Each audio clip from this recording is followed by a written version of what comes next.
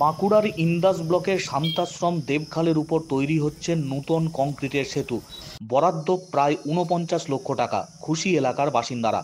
বর্ষায় আতঙ্কের দিন হয়তো এবার শেষ হতে চলেছে, এমনটাই মনে করছেন স্থানীয় এলাকার বাসিন্দারা।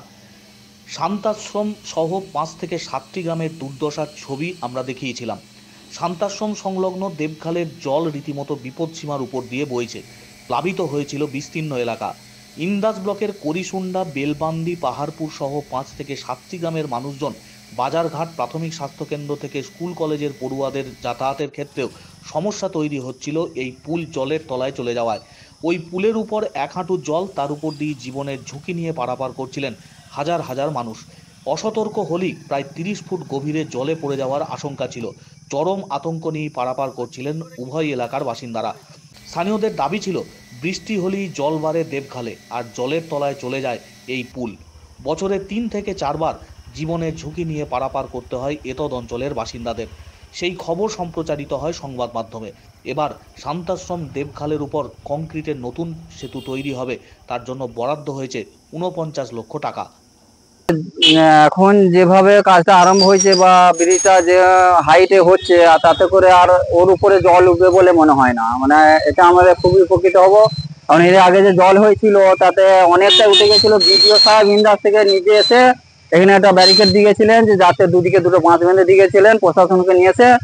এবং তাতে করে কোনো মানুষ পারাপার হতে যে বিপদের আশঙ্কা, বিপদের সম্মুখীন যেন না হয়, সেই জন্য তিনি নিজে এসে আমাদেরকে এখানে মানে সতর্ক করে গিয়েছিলেন।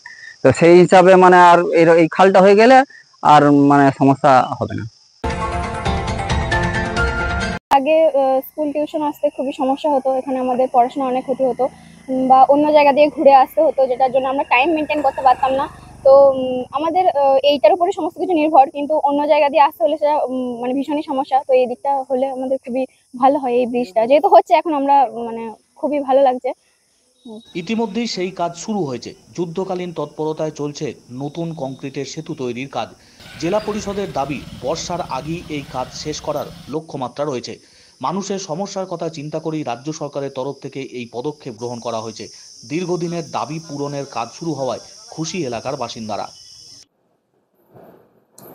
আমাদের ইন্দাস ব্লকের ওখানে যে শান্তাশ্রমে যে ওখানে যে কালভার্টটি আমাদের হচ্ছে, বাঁকুড়া জেলা পরিষদের পক্ষ থেকে ওটা করানো হচ্ছে প্রায় ৫০ লাখ টাকা খরচ করে।